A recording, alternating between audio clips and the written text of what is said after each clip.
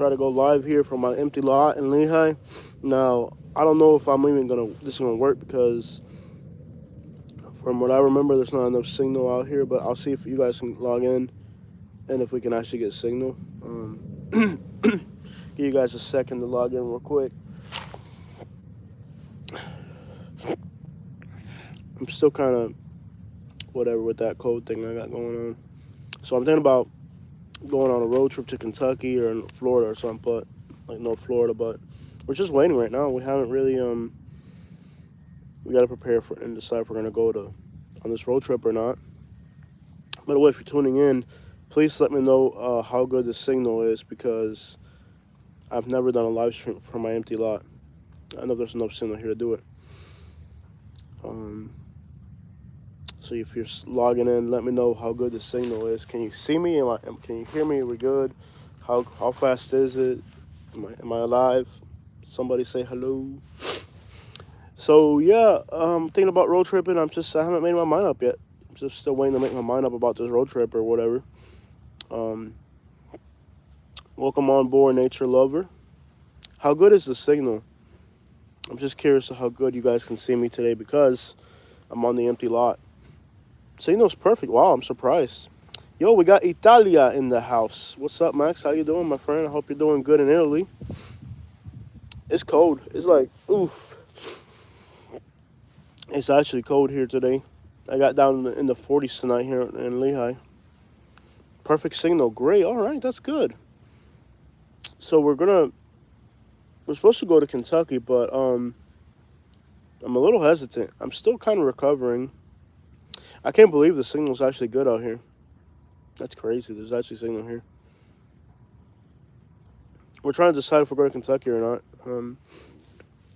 These road trips are exhausting. I want to run up to Kentucky, Western Kentucky. I want to run up to Western Kentucky. And, this YouTube thing, you got to stay on top of your uploads. If you don't go on road trips and start uploading, your channel just kind of goes like this, it just dives down. I've been sick as crap too, man. Like my stomach's still acting up. So I'm just like, I want to hit the road, but I don't really feel like once I get on the road, I'm gonna be able to be any good. But that's how it's been for a while now. Like every time I want to go out and do stuff, but I just feel like so sick sometimes. What's up, Jay? Welcome on board. Yesterday I had to drive into Naples twice. I hate driving into Naples. Twice into Naples yesterday. I'm still dizzy from it. But that drive from Lehigh to Naples, I don't know how people can do that every day. And it really, like, snowbird season hasn't really started yet. Like, you got Hialeah turning in from Hialeah for white people. What? White people in Hialeah? You are a rare species, my man. That's rare right there. We got Shawty Mac, a white person in Hialeah. How do you manage to stay alive? Being a white person in Hialeah is like being a Cuban in Alabama. All the odds are just. I mean, really, like that's how I think. A white person in Hialeah is like a Cuban in Alabama, bro. You're a rarity. Cape Coral in the house. That's cool. Cape Coral's nice. But I don't go to Cape Coral too much. Like, I first moved back. Cape Coral is. Can somebody tell me why Cape Coral got so ridiculously expensive? Western Kentucky. That's where the tornadoes. Yeah, the tornadoes hit there. The tornadoes came through Western Kentucky. And not only that, but Katie's got family in Western Kentucky, so she reached out to her family in Kentucky and was like, "Hey, are you guys okay with the tornado?" Because the tornado went right through the county where Katie's, where her ancestors are from and all that. And so she reached out to them, and they're like, they want to see us and all that. So, yeah, I want to go to Kentucky, but at the same time, it's a long road trip. You really got to be ready for it. And I got a dealership here that's gonna try to get us into a Toyota, but financed, right? Finance the Toyota, because We're trying to build credit. And it's been an uphill battle. Like everything they want to finance some of your cars that I wouldn't really buy. Like they'll finance me. I'm pretty sure they'll finance me a car, but it's not a car that I want. So we gotta eventually try to fix our credit. So they got a 2020 Corollas. They're good cars, man. They really are. Yeah, they're affordable and they're good. So hopefully that comes through. And if that comes through, then we got a very economical car to go on a road trip on. Nature Lover says I kind of like the night driving live videos. Really, sometimes it's good to see neighborhoods at night. It'll tell you a lot about the neighborhood. Yeah, that's very true. In that case, I will have a couple of weeks. Yeah. You know what's interesting about that is that as a YouTube creator, as a YouTube creator, right? Like driving around at night seems like the most, like if you think about it from a creator aspect, like I'm a YouTube creator, driving around a neighborhood at night seems like a dumb thing. It doesn't even make sense that you guys would want to watch that. So it's interesting how what you guys actually want doesn't even make sense, like to me. Like it seems like what you guys want to watch, it's not what dang, it's cold out here. It was literally in the 40s this morning. What you guys want to watch isn't even what makes sense. It's like to me as a creator, to me as a creator, that doesn't really make a lot of sense. Like, why would somebody want to watch me driving around at night?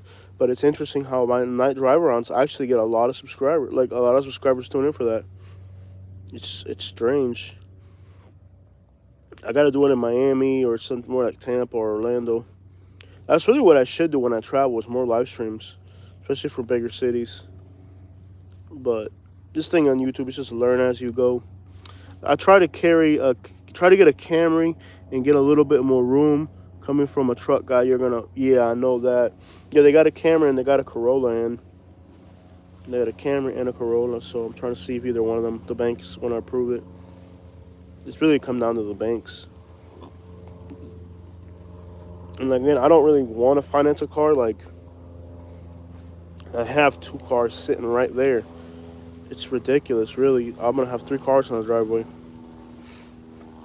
It's 60 degrees in Cape Coral, right.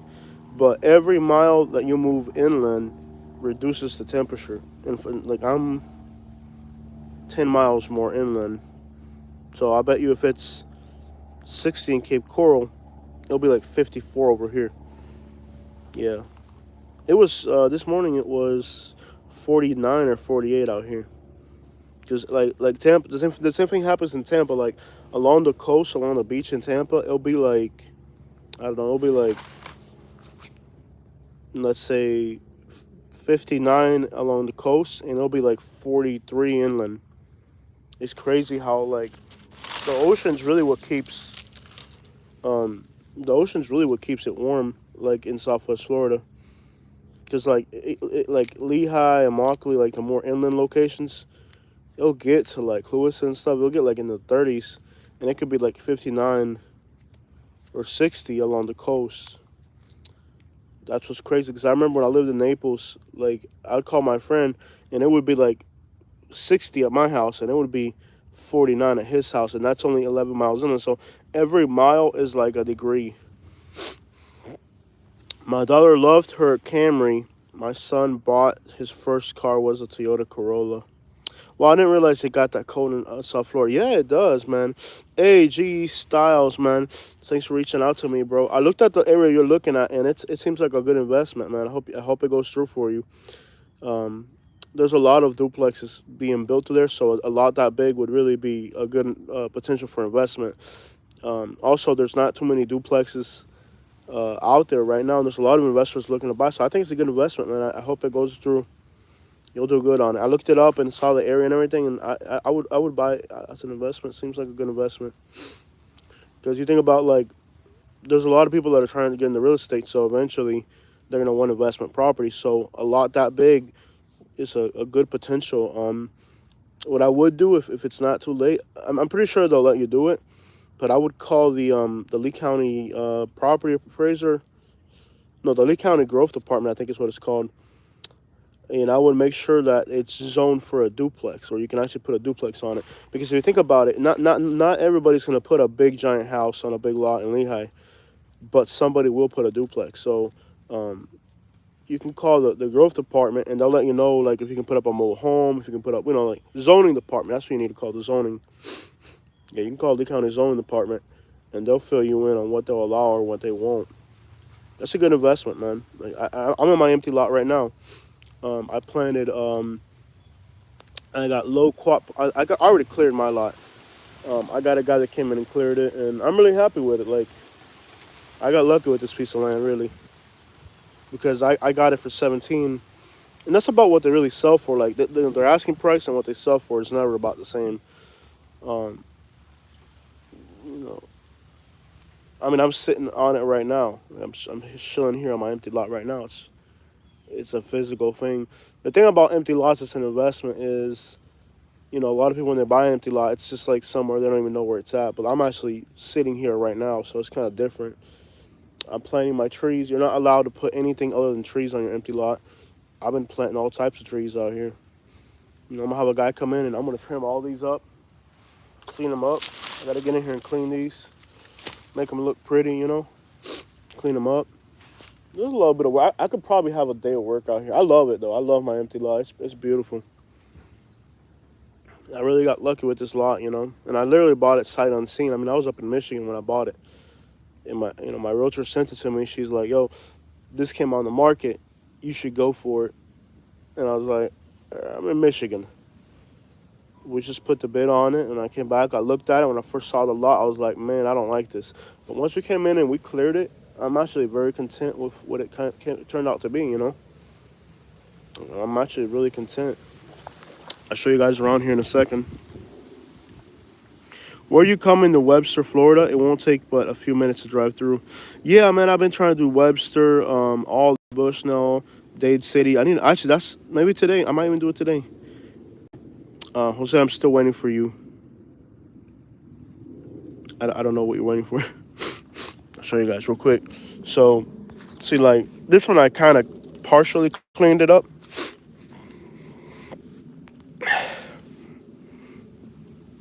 I texted you. Oh, I'm sorry. Oh yeah, okay, okay. Did you text me through my cell phone? Okay, so did you text me through your cell phone? Is it a cell phone text? I talked to so many people. I'm so sorry. I love the Webster flea market. It ain't been in years. Cool, there's a flea market there. All right. Actually, in Webster, Florida, there's a music video that they made that I like. So you texting me through your okay? So you texting me again later on, not right now because I'm on a live stream, but text me later. And like I have a lot of people that text me, so it's hard for me to keep up with everybody. Have you thought about a Honda or a Toyota RAV4? An extra might give you a little vantage point from filming. Um, they're good cars. I don't like them personally. I'm a big Chevy guy, but unfortunately, how do I even put this? I know they're good. Like I recommend people buy them. You're going to Orlando on the 28th, yeah. So the thing is, I've been busy. It's not that I'm ignoring you. I'm really busy, and I usually charge people for talking to me, and I'm hooking you up. So you just gotta be patient. Cool. I hope you have a great time. So we had a lot of wind come through in the last few days. I'll show you guys what the wind did here. So these palm trees, this used to have like all this stuff and a lot more. Like we had a lot of wind come through. Like you see, all these fell down. So this one, the wind kind of stripped it all off. So I just got to pull off all these vines, pull these vines down, and kind of clear it up. Like I might just be able to pull on these vines now and just kind of clear it up and have real nice, clean palm trees. So, I'll get in there eventually. Once you clean them up, they look beautiful. Like I partially cleaned that one over there. So this one here, this one's been partially cleaned up. But then I already have these vines. These are horrible, man. See these vines, they're already growing back up. I got to get rid of them. I got to come through and I'll probably just pay somebody to do it for me. Like I'll pick up somebody that does day labor and just have them come in here and clean it all. So this one, they're easy to clean up. And this one's going to look pretty because see it's got these. What you do is you just come in here and you snap all these off. You get a saw and you cut them like that. What's the deal, Jose? What are we doing, Katie? Are we going to hit the road? Start preparing, Katie. I think we're going to hit the road, Katie. Start preparing our luggage, Katie. Start preparing our luggage if you want, Katie. Start preparing the luggage, and I'm not feeling good, but we'll have to hit the road. Yeah, just prepare the luggage. We'll hit the road. We gotta start making some YouTube videos. Our channel's like dead. Oh, the phone call, Katie. He's gonna look into it for us. But either way, we're still gonna hit the road. I don't care what happens to the dealership. Don't worry about that right now. If you want, start preparing our luggage. I think we're gonna hit the road. I'm pretty sure we're gonna hit the road today, Katie. The earlier we hit the road, the better. So if you want, we'll do that. Don't worry about the phone call. I talked to him, and he's gonna get back to me. You know, I'll get back to him. So don't worry about that, Katie. So this one here, I guess they'll clean up real pretty. This one's gonna clean up real pretty, because what you do is you get a saw, and you just cut right here, and it'll look real pretty. I'll show you one that the bags are packed. Okay, so you ready to hit the road? Make sure, take your time, Katie. Make sure you got our toothpaste, our mouthwash. Make sure you got all the other small little things. We have equipment rental business in New York State. Thinking about relocating to the Fort Myers area. How's the market down there? Jay, surprisingly, you're not the first. We're actually helping another person that also has equipment business and is also relocating down here. So yeah, a lot of people are doing that. If you need to buy real estate, remember that my sister is a realtor, and she lives in the same house I do right now. We live in a duplex together. So if you need a realtor, let me know, and I'll hook you up. And Katie's still studying, so if it's in the future, Katie, so make sure you use us for that. Oh, look, I got these things are fruiting up. Look, it's gonna have flowers. So these are the ones. If you hear about the prostate cancer medicine, these palm trees here, this is it right here. This is the medicine that they use for the prostate cancer. And there's actually a lot of bees around here. Rentals for construction is pretty decent right now. Yeah, you can always rent, if you're renting equipment, it's always a good business. But just keep in mind, there's also a lot of people doing it. Don't think there's not a lot of people doing it. There's a lot. I want to show you guys one palm tree. Oh, crap. I'm going to show you guys one palm tree that I already cleaned up, so you guys can see what these palm trees look like once you clean them. They look really great once you clean them up. I mean, there's probably 30 of them that I have to do it to, so it's going to take a while. But I'll show you how nice they look once you actually clean them up. Yeah, you'll do all right. But keep in mind, there's a lot of... So this is what they look like when you clean them up. They actually look really decent. So this is like from the street looking into my property. So I'll show you guys, like, once you're on the street looking into my property, this is what it looks like. There's a bunch of rental places in Lehigh and Fort Myers. Yeah, there's a lot. Like, once you're on Interstate 75, you can actually see there's all types of rental companies, and companies that sell equipment. So there is a lot of competition for it. And I hope you know what you're doing as far as, like, contracts and stuff, because there's a lot of scams right now. They'll steal your equipment. So, no, but I mean, every business endeavor is a good business endeavor, you know what I mean? But like I said, I'm already helping somebody else from New York who's also doing the same thing. So just don't think you're the only one that's got the same idea, There's everybody's trying to do the same exact thing nowadays. Curious, if you buy a lot, can you clear it yourself, or do you have to get a permit for that? You do not need a permit to clear a lot in Lehigh Acres. Now, in other counties, you do need a permit. In this area of Lehigh Acres, to clear my lot like I did, you do not need a permit. Now, you're not allowed to put any other thing other than trees. So if you clear the lot and you just install trees like I did, you do not need a permit. In Lee County, in Lehigh Acres. Now, there's other places where I think in Naples, you need a permit to clear the lot, but here you don't. So what I did was I did it myself. I cleared it. I had a guy come in here with a big mulcher, and he did the mulching. We also do land clearing and excavation. Exactly. Yeah, there's a lot of work for that right now. In fact, I know a lot of people who do that. So there's good, it's a good business down here. Like I said, I paid $1,400 to have this done. I cleared all my lot, right? I cleared all my lot, and then I cleared a trail, and I did a bunch of other stuff. It was actually a lot. S in Naples. You need a permit to have a yard sale. Yes, you do need a permit to have a yard sale in Naples. So as you can see, once you clean up your palm trees, that's what they look like. And unfortunately, these vines are creeping in, and I'd pull them off, but these vines have spines on them. You can see. Let me see. I can take this stupid vine. I'll it takes a lot of maintenance to keep them pretty, but you can see. Take these stupid vines off of here. Get these stupid vines off. But you can see that's what they look like once you clear them. So they look real pretty once you clear them. Once you clear them up. So I've done it to these two. Now all the other ones in the back, I also have to clear those. I think these are called Christmas palms. So I planted 2 Christmas palms in the front. And these little palm trees, I bought these as well. This is a type of palm tree that's like baby blue in color. So, I got nice palm trees in the front to kind of cover up my lot, and I'm planting more stuff behind it. So the idea is to get privacy again, because it used to be like totally like palm trees like this where you couldn't see into the lot. It had a lot of privacy, but I'll show you guys what else I got going on. So I got these 2 Christmas palms. This is called a loquat. It's a very popular fruit tree in Florida, especially in North and Central Florida. You can see the flowers there. So we'll eventually have loquat plants. I hope sometimes the loquat tree will flower, but it won't fruit. Hopefully it's going to fruit. So I bought this loquat tree right here. And we have loquats. Now, these are sugarcane. Now, sugarcane grows from cutting. So all you got to do is grab a piece of sugarcane and just stick it in the ground, and it'll grow back up again. So you can see there's sugarcane cuttings all over the property. There's one right here.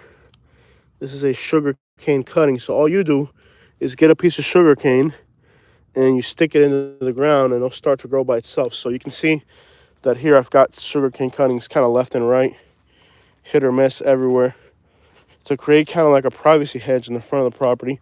This is a Royal Cuban palm tree. So these are usually like $150 in that size. But I got it for 20 bucks. I got a good deal on it. So I have this Cuban palm tree on the corner of the lot. And I don't know what these palm trees are called, but there's 2 different palm trees. I know this is a Cuban Royal. So these are these big, majestic palm trees you see all over Miami. So this is a Cuban Royal palm tree. And the edge of the property is right here. So these come to the edge of the property. And this is also on the edge of the property right here. It's another type of palm tree. This is like the ones that people buy for decorations, but they look real pretty. I'll show you guys my first papaya. Right here's the first papaya we have growing. So there's the first papaya. There's 2 papaya trees. There's that papaya tree and this papaya tree. So there's my my papaya trees.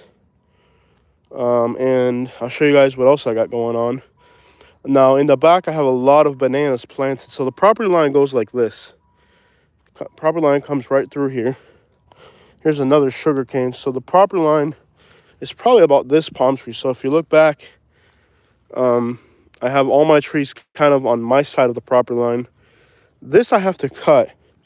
This was a really nice palm tree, but accidentally, the guy that was doing the forestry mulcher accidentally clipped the head off of it. So it is on the property line. So what I'll do to this palm tree is eventually I'll hit it with this. Once I got the chainsaw out here, I'm gonna get rid of that.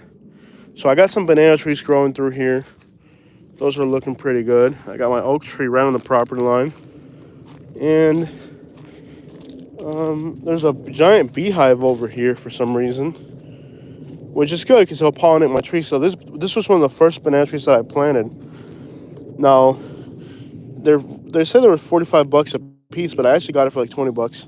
And it came with little babies, so that you got little babies coming off of that already. Now, the coolest thing's over here. I had a neighbor who let me have a mango tree. So over here, I have a mango tree. This is my only mango tree right now. And it was a gift from a neighbor. My neighbor gave me this mango tree. Beautiful mango tree. I transplanted it, and it's looking good. Now, I don't know if it's grafted or not, but it's there. And then in the back of the property, I have like an island of palm trees back here. I love all the palm trees, man. It's like my own private little jungle back here. I have a property line comes up to here. Now, literally, like, I've thought about, like, I could literally park a camper back here and you cannot see anything. Like I have this open patch. Only thing you can see is there's a house there. You can see their well pump, so there's a neighbor there. But I could literally, like, what I was thinking was if I could just put some banana trees right here to kind of cover up my neighbor's property, like put some trees there. I'm gonna have to put some banana trees there to cover, like, give me privacy between me and my neighbor. But back here, like, I could literally park a camper back here or something, and like nobody would see it. Like, literally, like, it's just a jungle of palm trees, like, and my property line comes to about right here. So it's like literally, it's literally like my own private jungle of palm trees. I absolutely love it, man. Like, I have my own little jungle here. There's a little black racer snake that lives on my empty lot. You know. Yeah, this lot was a great investment. You know, I love it. Like, the palm trees is really what does it for me. All the palm trees and oak trees, and it's like my own private jungle back here. I absolutely love it. Can't beat this. It was a good buy, man. And you can see there's not a lot of background noise. Just shells everywhere. Nice pretty shell. I've noticed that, Ronnie. Nice shell. So yeah, I mean, and then back here I did plant some banana trees. I planted a banana tree somewhere around here. It's in there. That's a banana tree. Now the banana tree, you just plant the bottom. It's kind of like a potato. You just plant the bottom and it turns into a tree. And then back here I planted some more banana trees. And I've just been busy. See, the banana tree, you just plant the bottom. And underneath this, it's like a potato at the bottom. And I love this. Look at this. When you dig a hole in my property, it's just like sand, like Florida sand. Good sand here. So the banana, see, it's already growing right here. Like, you just cut the bottom, and then you plant the bottom, and then that turns into a tree. So on the back corner of the lot, I got one banana there, one banana there, and one banana there. So this back corner will be nothing but bananas. And, you know, I've really, I've cleared most of the lot already. It's just, I do need to come in here and trim up these palm trees and make them look pretty. So they look like, you know, like they're maintained. But other than that, it's my own private palm tree garden, man. I love it out here. And I don't have too many neighbors. It's really pretty out here. I love it. I want to eventually continue to clear it, make it look pretty. There's like a ditch there that I have to level it out a little bit. Eventually, I would love to build a house here, but everything in life takes time. When Katie gets her real estate license, we're going to start saving all of her commissions, and then that will go to eventually building a house here or other real estate endeavors. But I think the only house you can see is there's a house right across the street from us, and then there's another house in the back, and that's about it. So the house would go right here. You got a 35-foot setback, so the house would be right in here. I don't see a giant house. I see like a little log cabin or something. You know what I mean? Like the smallest little thing they'll let me build. I like my property. I really do, and I like that in the next door I don't have any neighbors. Like, you know. Yeah, you hire someone, you hire them, do whatever it takes to get the job done right. Laugh out loud, not these guys. Most are stuck in their days. Are there a lot of alligators and snakes in Lehigh? Yeah, there are alligators and snakes in Lehigh. Not too many alligators. There's a little snake that lives on here. In fact, he's probably out and about right now. There's a snake that lives on my lot. Now, I'm not gonna kill it. Everybody that sees it's like, kill the snake. There's a snake. I'm not gonna kill it. So there's a snake that lives here. It's a little black racer. It doesn't hurt nobody. All it does is eat little lizards and stuff. I don't bother it. No, there's not too many snakes in Lehigh. I do have some mature oak trees. I got one oak tree there. I got one oak tree there. One oak tree there. And then it's not on my. There's a big oak tree over there, but it's outside of my property line. It's on the lot next to it. But I still clean the bottoms just so it looks good. Okay, so Jennifer, I paid $17,500 for my lot. Now that was wooded completely. I had to clear it. And there's still, like, I still got to get in here with a lawnmower soon and continue, maintenance and all that. But there's a lot right now in Lehigh for $9,000. But I went and I looked at it. Okay, so the cheapest lot right now in Lehigh is $9,000. Here's the problem. I went out there and I looked at it, and there's a protected turtle nest on the lot. Okay, so I got on Google like yesterday or the day before. I went on Google. In fact, how about this? I made a video. I carried my GoPro on my chest, and I recorded a video about it. I'll upload it. But I ran into this lot that was $9,000, and I was like, wow, that's really cheap. So I went out there, I looked at it, and I found in the back corner of the lot that there's a protected turtle nest. Thank you so much, Crazy. Yeah, beautiful piece of land.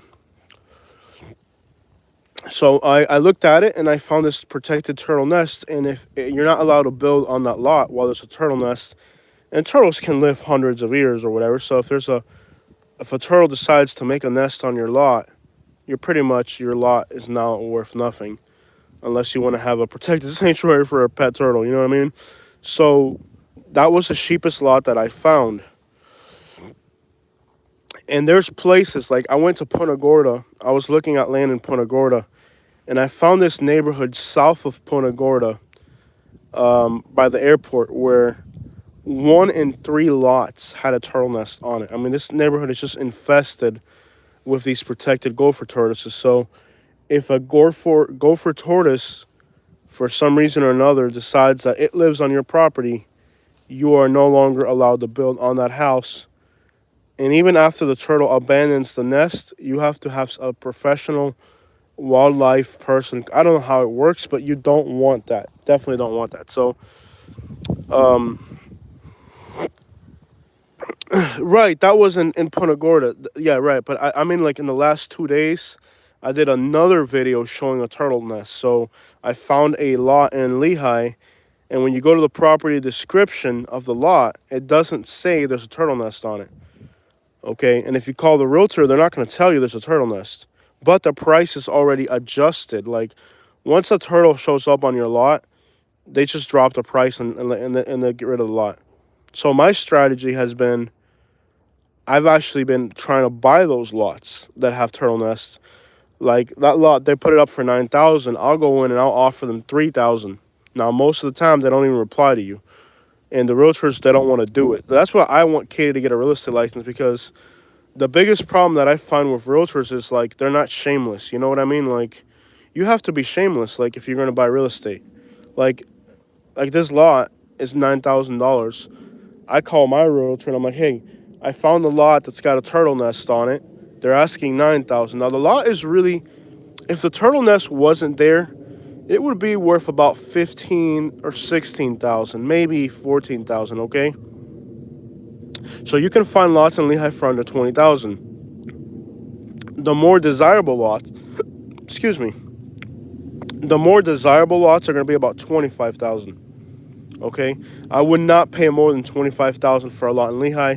That is already. So I would say the normal price range is between 14,000 to 20,000, and that's asking price. They sell for a lot less. I paid 17,000 for my lot, and I'm in one of the best areas in Lehigh, in my opinion. Good to know. I wouldn't even have thought about turtles. Yeah, so Sebring seems to be the best deal. Palatka near St. Augustine is really cheap also. Gotcha. In Sebring, there's a lot of turtle nests as well. So that's the thing. Like Punta Gorda has this one neighborhood where the lots are really cheap, and there's a lot of turtle nests in Sebring as well. But so what I like to do is I like to find these turtle nest lots where somebody finds out, like, you have a lot, you think it's worth $20,000. A turtle shows up on your lot, and you're like, oh crap, my lot's worthless now. I'm gonna put it on the market for $9,000. Just dump this property. I like to go in and be like, okay, I'll offer you $3,000 for it. Of course, you never get a reply, But my idea is that eventually somebody will sell me the lot for 3,000, and now you have a lot with a turtle nest on it. However,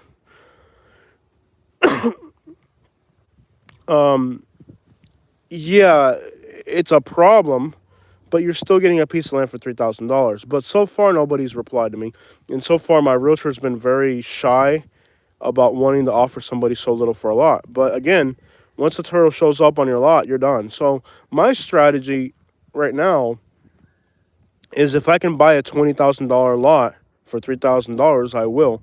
And yes, there's a protected turtle nest on the lot, but you're still getting the lot for that much money. And tomorrow they might change the laws on these turtles, and you can build on it. Or maybe somebody will buy the lot.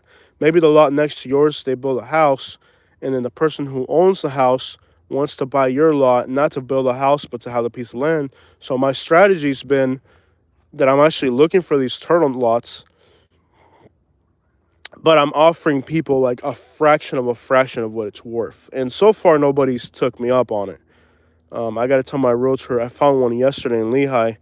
I'm going to tell my realtor, hey, offer $3,000 for this lot, and hopefully they accept it. I don't think they will, though. So far, nobody's accepted it. But eventually, you will find somebody who realizes, okay, it doesn't matter what it was worth before the turtle got there. Now there's a turtle there. It's practically worthless. So eventually somebody might take me up on it, and I can get a lot for $3,000. And I am okay with protecting a turtle. That's cool with me. If I buy a piece of land and there's a turtle on it, I'm okay with that. I'll make the turtle famous. You know what I mean?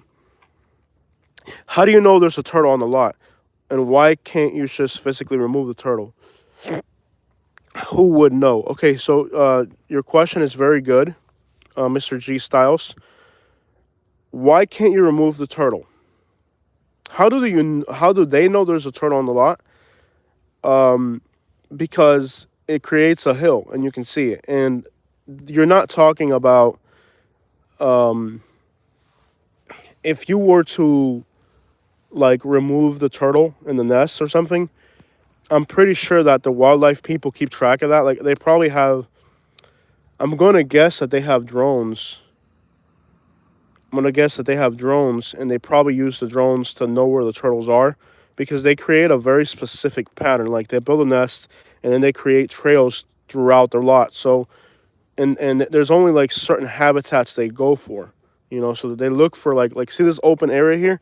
This is like prime turtle habitat. They look for open areas.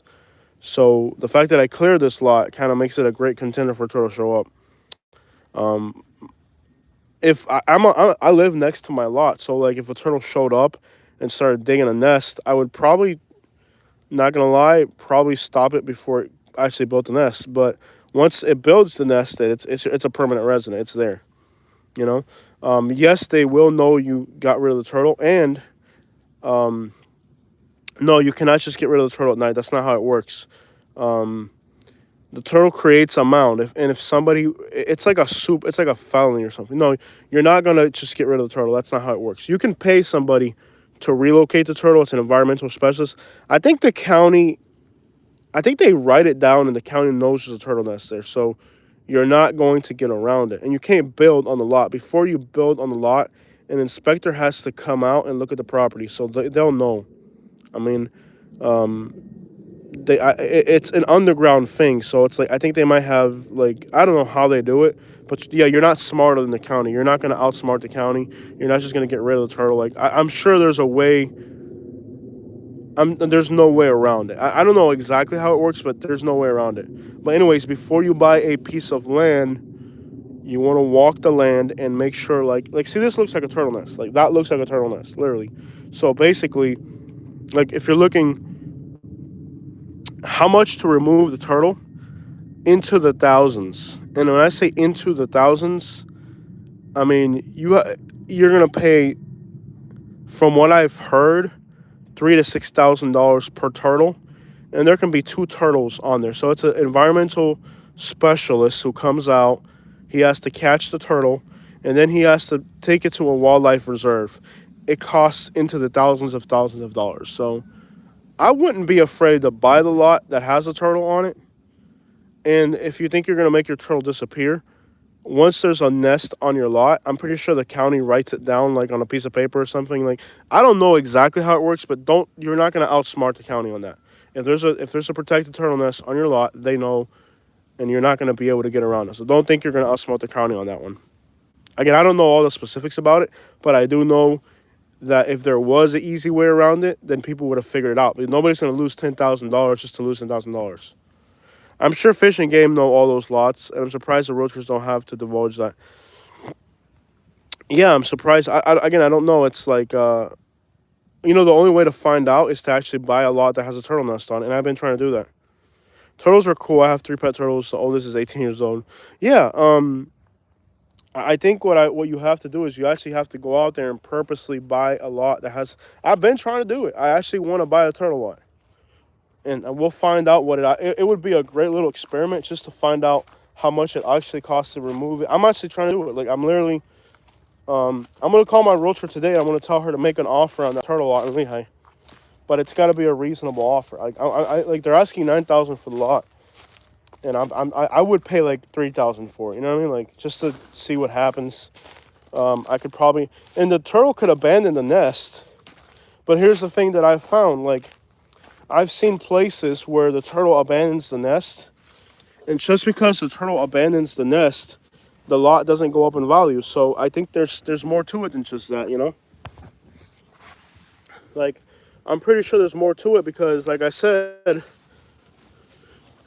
like I have found lots where they remove the turtle's not there anymore. The lot, it's an abandoned turtle nest, but the lot still isn't worth anything. So I'm sure it's not that easy as just, yeah. There's definitely some issues around it. I'll have to look into it. Buying these lands, property taxes stress your pocket. Um, it's an investment. You gotta invest to make though. No, no, no, no, no, no, no, no, no. No, until you're not allowed to build a shed on a turtle lot. Absolutely, you're not allowed in Florida. You're not even allowed to build a shed unless you have a house. That's my other Cuban royal palm tree right there. You can see it right there. That's my other Cuban royal palm tree. No, absolutely not. Um, no, that's not how it works. Once an empty lot is an empty lot. You can't have a shed. You can't have a vehicle. You can't have a camper. You cannot have anything on an empty lot. An empty lot is an empty lot. The only thing you're allowed to have is trees and dirt. That's it. So right now, like I have this chair right here that I sit on. Technically, this chair that I'm sitting on right now, the county could come and tell me that I can't have this chair here. So what I've done is that like I painted them yellow. They're the same color. If you look at my chairs that I have here that I sit on, you can see that my chairs are the same exact color as the grass. So if you drive by, you cannot tell that there's a chair here. But the county could literally drive by and say, "Oh, you can't have that there." So no, an empty lot is an empty lot. You're not allowed to have a car. You're not allowed to have a camper. You're not allowed to have a shed. Nothing. An empty lot is an empty lot. And I don't know exactly how the turtle stuff works. I tried to buy a lot in Punta Gorda that had a turtle nest on it, and it didn't work out. Again, like I'm trying to offer, because nobody wants these lots. Once there's a turtle nest, the county knows it's there, and the wildlife people know it's there. And then that lot, before you can build, you got to have environmental people come out and certify that this turtle nest is abandoned. And it's a night. Like I don't know exactly what specifics are. I'm sure you could put up a trail camera and try to convince the county that it's not there anymore. Like my idea would be to buy an empty lot that has a turtle on it. I would have to get this lot for like a fraction of the cost, like $3,000. Okay, I'd buy it. Then I would put a trail camera on the lot, and I would just do like live updates. Like give you guys updates on what the turtle's doing.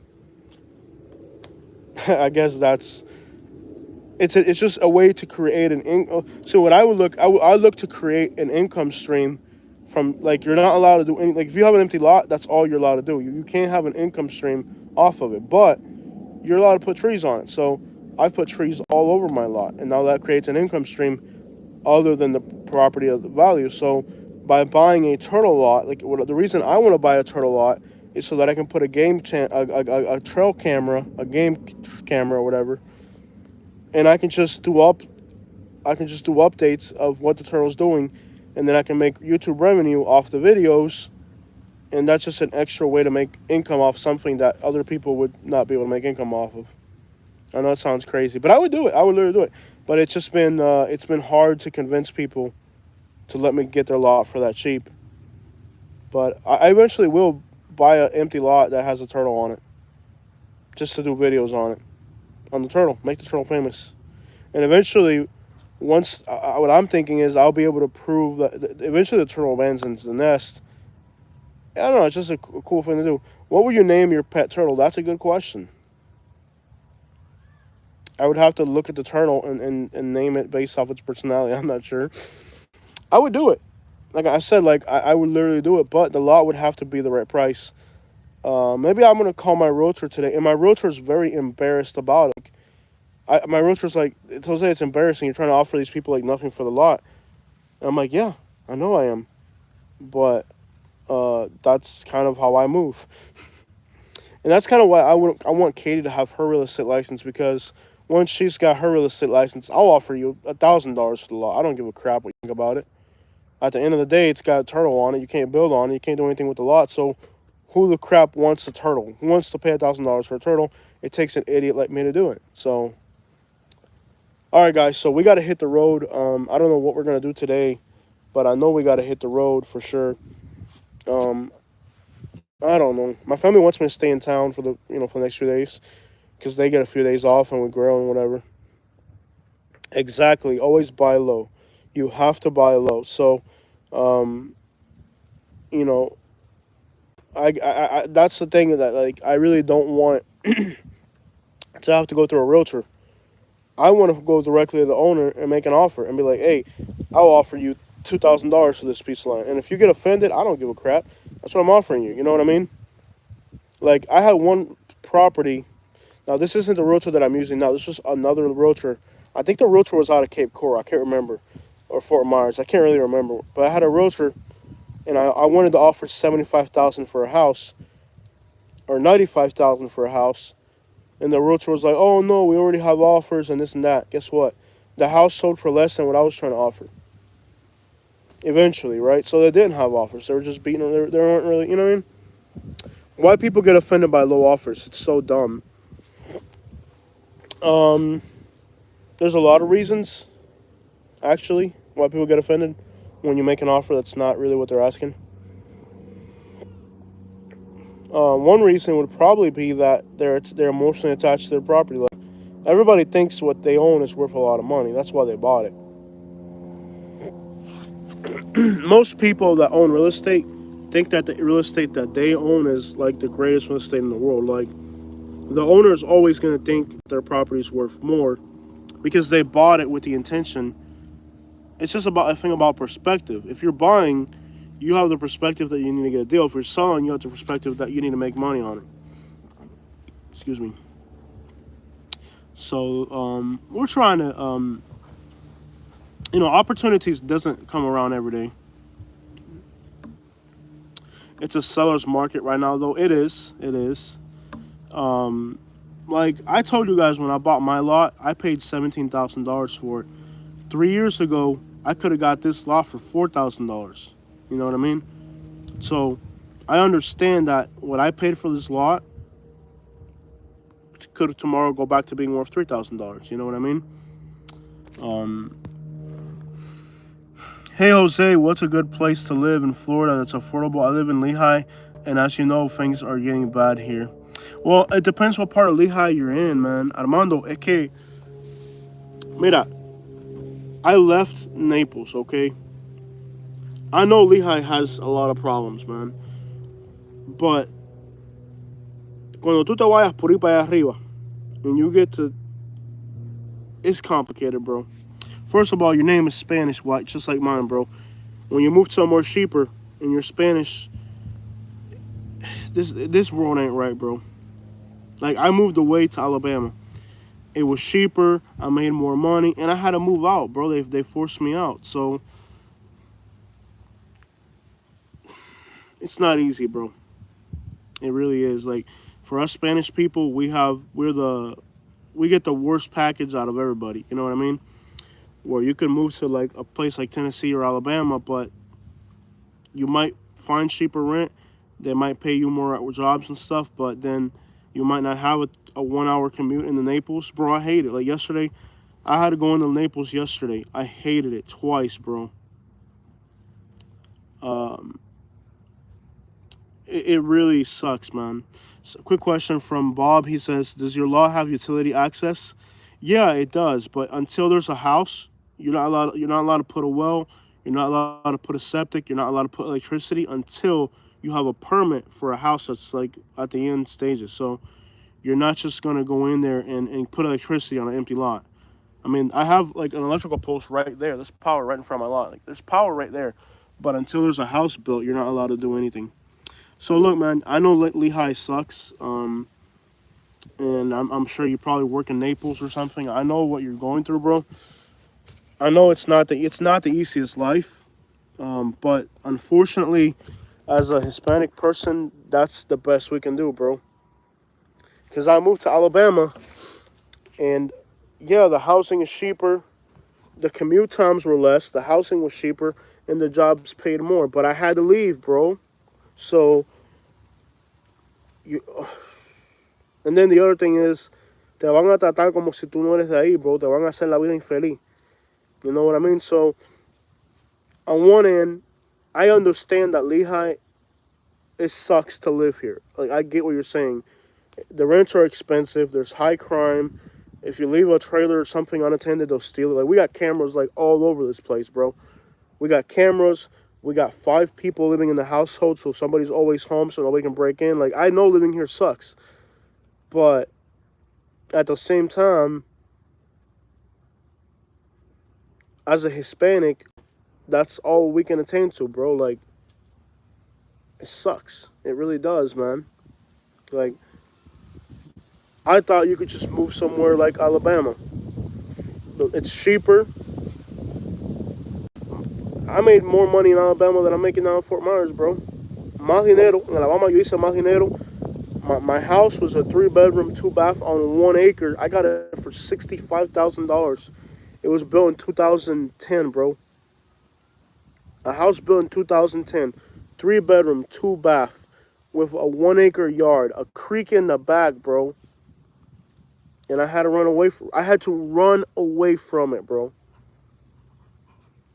Because they were trying to eliminate me because unfortunately if you're a white American, you can move to any state you want to. You know what I mean? But when you're Hispanic, you gotta live in Texas, Florida, California, and New York. And if you move one state over, they try to kill you, bro. It frustrates me, bro. You have no idea. I'm a US citizen. I should be able to move wherever the crap I want to. But as a Hispanic, I have to live in freaking Lehigh. I don't want to freaking live in Lehigh, bro. I don't want to live here. I don't want to drive an hour to work in Naples. I don't want to live renting in somebody's freaking duplex. I want to have my own house. I want to have my own land. But a Hispanic can't have anything in this freaking country, bro.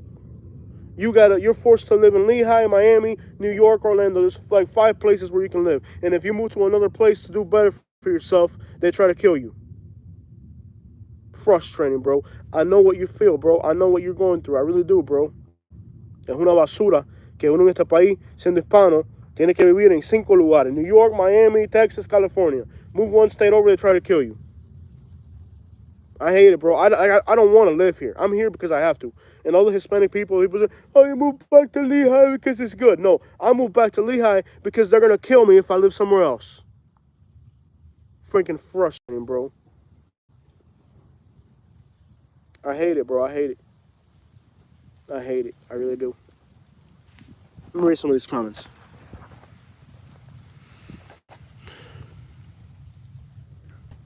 Amigo Jose Saludo from San Francisco Bay Area. What's up, man? Oh yeah, racism is still going on. I know what you're talking about, bro. What about Orlando? I don't like Orlando.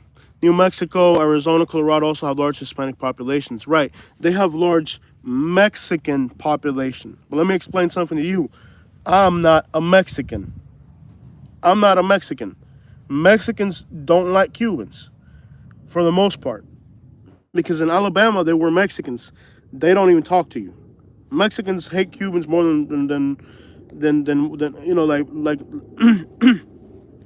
because Mexicans click up. Mexicans and Guatemalans click up. Cubans don't click up. So they don't. It's not the same thing. Like they actually resent you. Like a lot of Guatemalans and Mexicans, they resent Cubans because Cubans we're able to become U.S. citizens, and we're also able to we look white, so they resent you. You know. So like don't if you're Cuban or Puerto Rican, you can't just move into like a Mexican community. They don't like you. Keep you all down. Yeah. Would northern cities, white people be welcoming to rural Alabama? South pretty sure is a racist. I don't know, and I'm not going to find out. The truth, I don't know, and I'm not going to find out. Because Katie's from Michigan, and I was up there, and I don't know. I think northern people are a little bit better, but I'm not going to find out. Like I've already experienced it, and I ain't trying to live it again. There's a lot of Puerto Ricans moving into, and then as soon as Hispanics move into an area, it turns expensive. Like Puerto Ricans moved all Central Florida, like Orlando and all that, Citrus County, Orlando, Inverness, all that up there, everything around Orlando was affordable. As soon as Hispanic people moved into there, everything got expensive. Bro, there's not a single place in this country where a Hispanic place where that's affordable. I ain't seen it. They got Montura. I wouldn't want to live out there. That's like, I don't get it, bro. It's like if you're Hispanic and you move into a white area, they're trying to kill you. You move into a black area, they're trying to kill you. But then you have to live in a Hispanic area and pay 3 times what thing. It's like, I don't know, man. You can't get a sweet deal, bro. You have to get the worst of the worst of the worst. Think about it. All the easy, affordable, low crime, like the good areas, that's already taken. It's either, you know, and it's not just Hispanics. If you're from New York and you move to Alabama, they would do the same thing to you. They wouldn't let you have it. You know what I mean? So it's almost like all the good stuff, like affordable, whatever, that's not for you, bro. You know what I mean? Like, and I got a lot of black people that are telling me the same thing. So Hispanics, we got the affordability issue. African Americans, they have the crime issue. I have a lot of African American people that text me and say, "Hey, Jose, I'm African American. I want to live somewhere where I can feel safe, that's still affordable." And like a lot of black people move into good, expensive areas. Like they finally like a lot of the problem of African American people is like, so they got money, right? So now you got the money, all right? You're black and you got money. You want to move into a nice neighborhood. Well, because you're tired of dealing with crime, so you want to move into a nice neighborhood. When you move into a nice neighborhood, they don't let you live. So now, even though you got the money, you still have to go back and live in a place with high crime because the places with low crime, they don't want you there. You know what I mean? So even like if you're black or you're Spanish, even after you get to the money, you still got to live in a crappy place because if you move to an area that's nice, like I'm not even gonna tell you, like I know people that are black that are like real close to me, bro. I got black friends that are real close to me and tell me I go for a jog in my neighborhood and I got people calling the cops on me. Like I literally got a black friend that I was hanging out with him and he's like, watch this, I'm gonna go for a jog. He goes for a jog. 10 minutes later, a car goes by and the car goes, did you see somebody jogging that looks suspicious? And I was like, yeah, he's a homeowner. It's wrong out there, bro. I'm telling you. So it's easier to me to make Lehigh Acres work. I know you don't want to hear this. You know, I know you don't want to hear this, but it's easier to make Lehigh Acres or Fort Myers or some expensive place work because even though it's a uphill battle, at least you're not being discriminated, you know. And again, I got black friends that they got the same problem going on. Like they finally get some money, they move into a nice neighborhood, and then their neighbors start doing all types of crazy stuff to them, and they end up moving back to a bad neighborhood, even though they don't want to live there because of the crime and all that. They end up moving to a bad area because at least in the bad area, they're not being discriminated, where they're able to afford a better neighborhood, but when they move into it, they get kicked out. You know what I mean? You think I'm playing? PP, you think I'm playing? So PP, look, I don't know how long you've been watching our channel, but on this channel, we did a live stream. I don't know how long you've been subscribed to my channel, but we got, how many people? We got 52 people watching right now. So we did a live stream on this channel where I went live and I drove in Alabama I did a live stream where I proved everything that I've said. If you've been watching my channel, you saw the live stream. I had to delete it, obviously, because of what happened during the live stream. But if you've been watching my channel for a long time and you watch all my live streams, I did a live stream in Alabama to where my good subscribers who saw the video, about 1,000 of my subscribers got to see that. They know what I was living in Alabama. So when I tell you what I lived in Alabama, I don't have to explain it to you because I did that live stream and 1,000 of my subscribers got to see that. So there's nothing for me to explain. Like, I already proved to like, at least I got 37,000 subscribers. I think about 1,000 of my subscribers got to see that. So 1 in 37 of my subscribers got to see when I was living there when I did that one live stream that we had to delete. So I don't have to explain this to you. There's people watching this video right now that know exactly what I'm talking about. One, because they've lived it in their own skin, and two, because they saw the live stream. And right after that live stream, I had to move out because that really turned the heat up. I don't have to explain it. I mean, it's if you haven't lived through this type of situation, then you don't believe it because you haven't lived it. But once you live through these things, like, I couldn't believe what my black friend goes through just to go for a jog, man. I couldn't believe it. Like, he literally said, watch this, I'm gonna go for a jog. 10 minutes later, a car comes around. Did you see a suspicious person jogging? You know, you don't know that because you don't live it. So you don't live that, so you don't know that. So I'm telling you guys, like, when you hear black people complain about what they're going through, just let them complain because you don't know what they go through in their life. You know what I mean? And it's the type of thing where you don't want to become complacent about it. Nobody likes a complacent person. But when it comes down to where you're going to live, where you can live, it does make, unfortunately, it makes a difference, bro. And again, if you don't live that, it's very hard for you to to sympathize with somebody who's going through that. Like, you may not go through that. But if you are that person that's going through that, you've been that person that's going through that, it's relevant to you. So it may not be relevant to you, but unfortunately, I've said this before.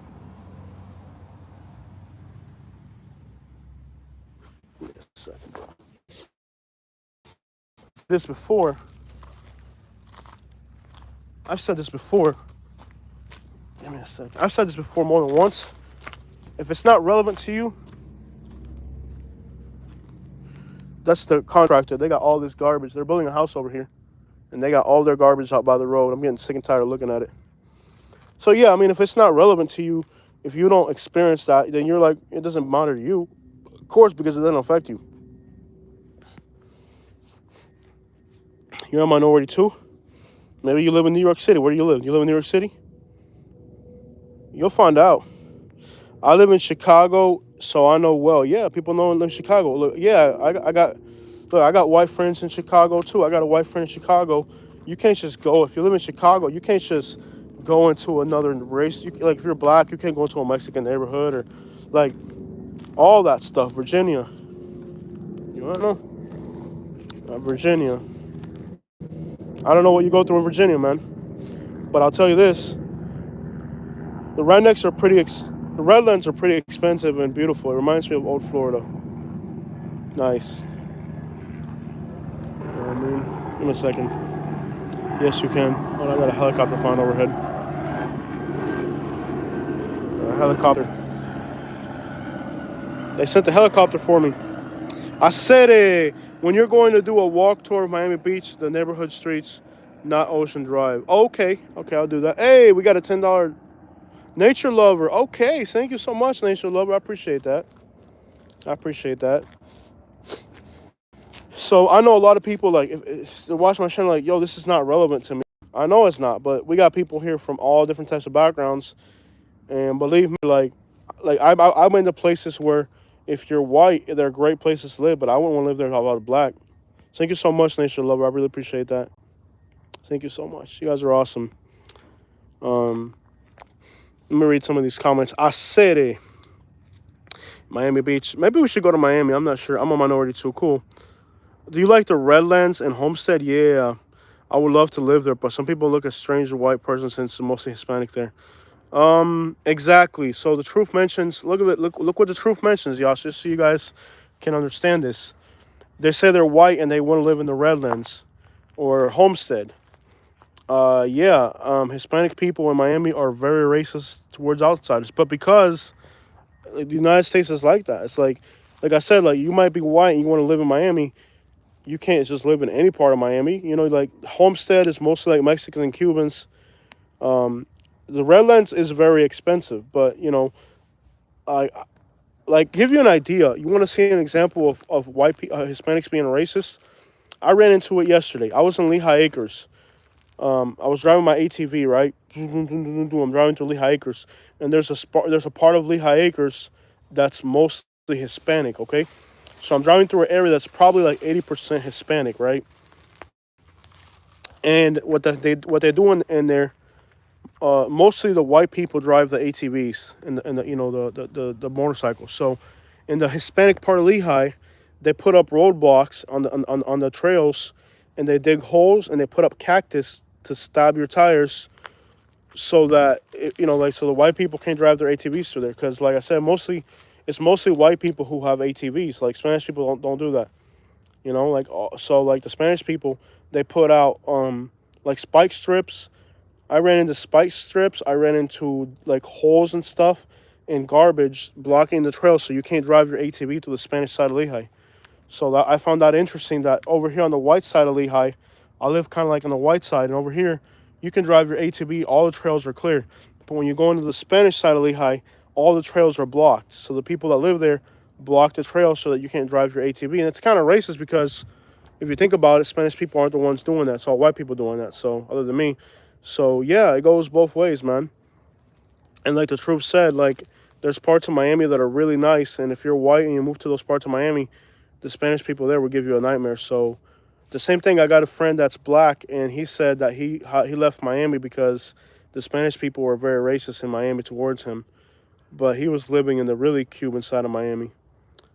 Yeah, yeah, yeah. It's on video. I gotta edit the video and upload it. Maybe I'll do that today before I hit the road. I don't know if I got time, but yeah, definitely. I did a video of me driving the ATV. I'll upload it eventually, and you'll see where like they made a roadblock. The Mexicans, they put out cactus, and the spines on the cactus are that big. The spines on the cactus are that big, so it'll puncture the tire on your ATV. So I ran across this property, this trail in Lehigh, where they put like cactus. The spines come out that big. They threw cactus everywhere, and then they dug holes, and then they put trees in the way, so like they block you from going on the trails. And then like they extend their fence into the ditch to keep you from going into the trails. So like if you're driving around Buckingham, you can drive your ATV all through here. But once you hop into the Spanish side of Lehigh, it's all roadblocks, so that you can't drive your ATV. That's racist because again, at the end of the day, it's white people that drive their ATVs, not people. So yeah, it goes all the way around for everybody, you know. But the thing that sucks is that mostly Spanish people gotta live in pretty freaking expensive areas. And I know a lot of my subscribers, when they go to move, they're running into this problem a lot. Everybody's running into this problem. When you're hitting the road to Katie's family, yeah, we're gonna see Katie's family up in Kentucky. Eventually, I don't even know if I want to go that far. I'm burnt the crap out. I've been kind of sick. I can still feel it in my throat. Man, St. Louis people get shot during driving down the highway. Yeah, St. Louis is bad. Why don't you stop in Richmond? What, Richmond Heights? When you say Richmond, what do you mean Richmond what? Oh, yeah, the neighborhood of Richmond in Lehigh. I think I drove my ATV through there a few days ago. I wish everybody was like that.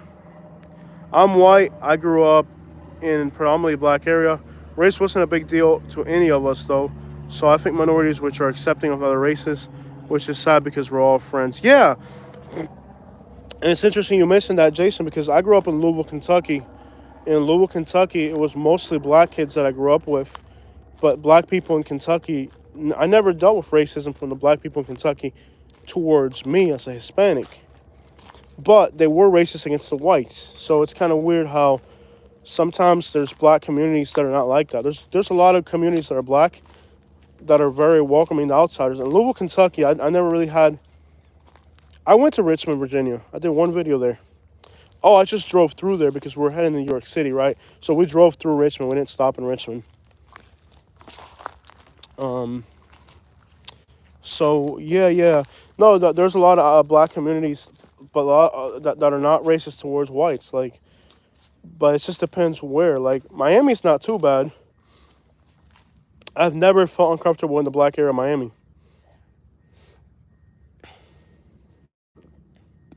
Like I've never had a problem in the black area of Miami. Like I've done a lot of stuff in the black area of Miami, and I've never had a problem. Like I've really never had a problem in Miami's black area. But you go to Alabama and they're on some different stuff. Will not go near Main Street at night. Yeah. So yeah, it depends. You know, not every place is different, but there's places where, you know, you really got a politic based around race just to live somewhere. It's a shame that it's like that.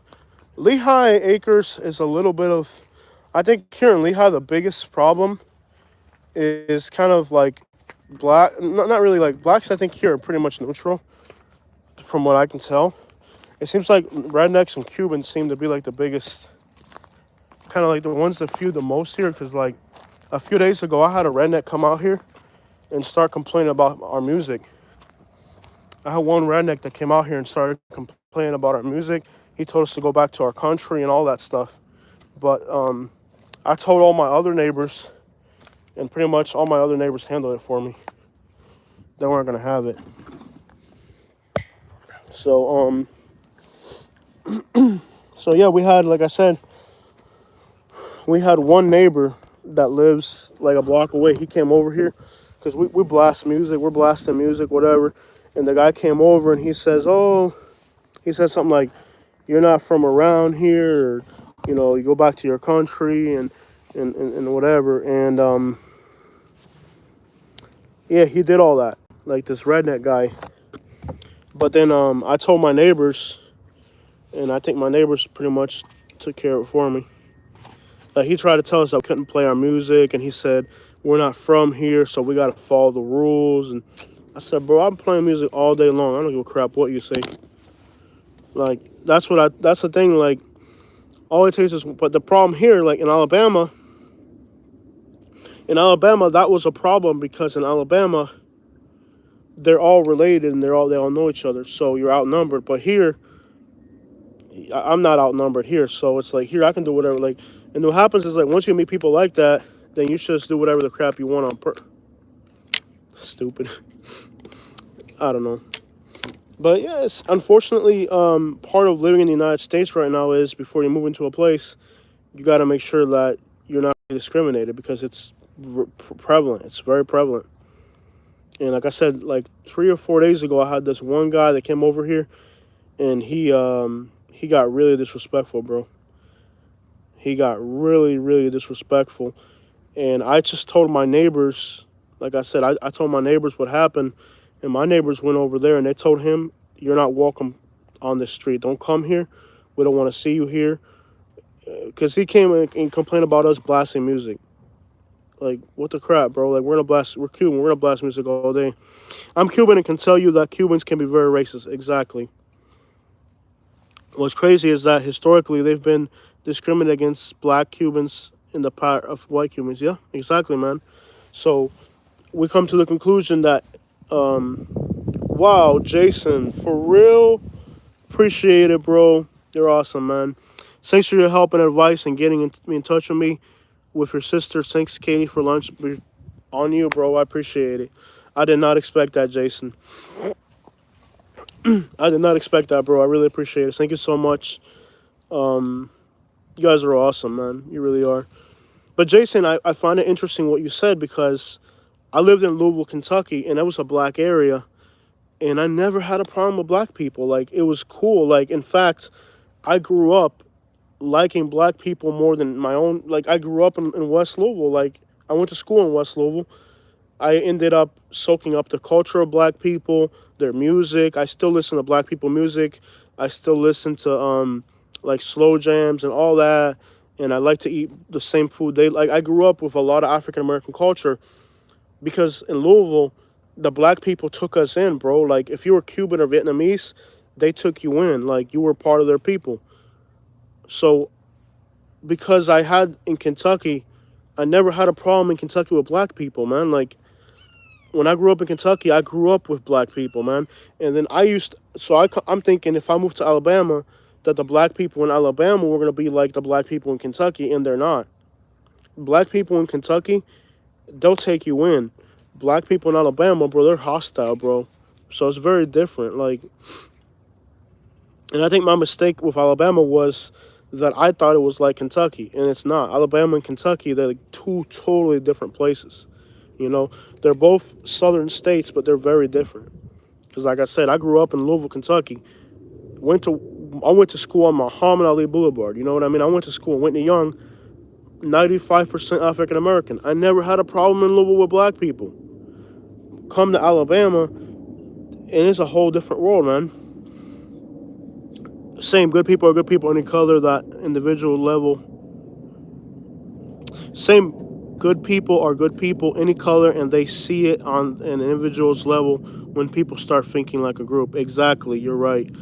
Jose and Katie, could I be a mod for you? I've been here for a very long time. I think we don't really have too many mods because we don't need them. Everybody's been behaving. Mostly when I needed moderators, when like a while back I could have used a moderator. Blasting loud music is rude to your neighbors. It is very rude to your neighbors, but here's what you have to understand. This is Lehigh Acres, and Lehigh Acres is like 70% Hispanic, so we make the rules, and we play music loud. You don't like it, move to Alabama. And I know that sounds messed up, but that's how it is. I promote you, and it would be helpful. The stats, I really appreciate it, man. But like I said, we don't need a moderator right now. We needed moderators a while back. We had a lot of people that were trolling the channel. But look at this conversation we're having. Like today, we've been live for 77 minutes, and it's just been smooth. I don't really need moderators right now. Besides, Katie's on the live stream right now, and there's two other people that I know. I think one or two that we just don't need it right now. So I'm not gonna put a moderator. Gotcha.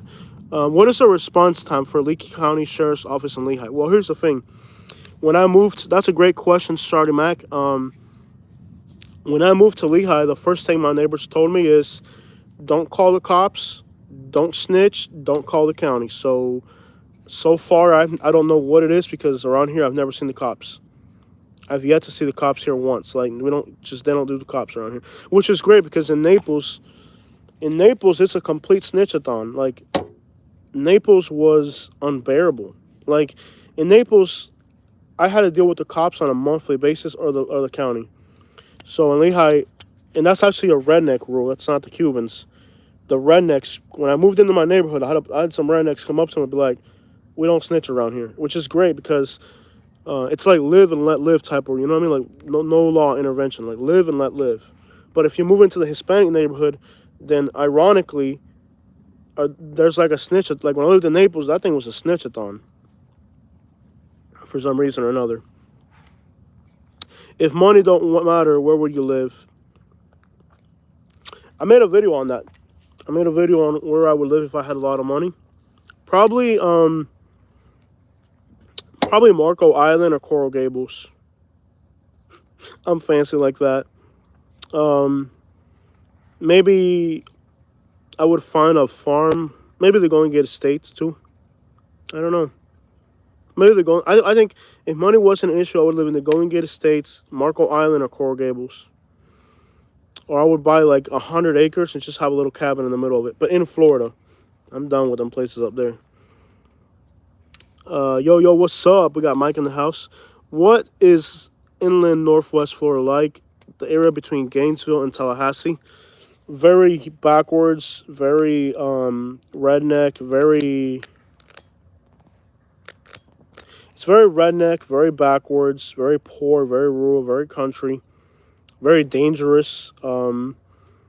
It's mostly no man's land. Like out there, I mean, like it's actually pretty dangerous up there. You have to just be alert. Like there's a lot of a lot of homelessness, a lot of like violent people. It's a pretty very dangerous area. I don't like it at all. It is affordable, but it's a very dangerous area. You have to be on your toes out there. All those little towns. Once you go from like Williston, Levy County up there, all that.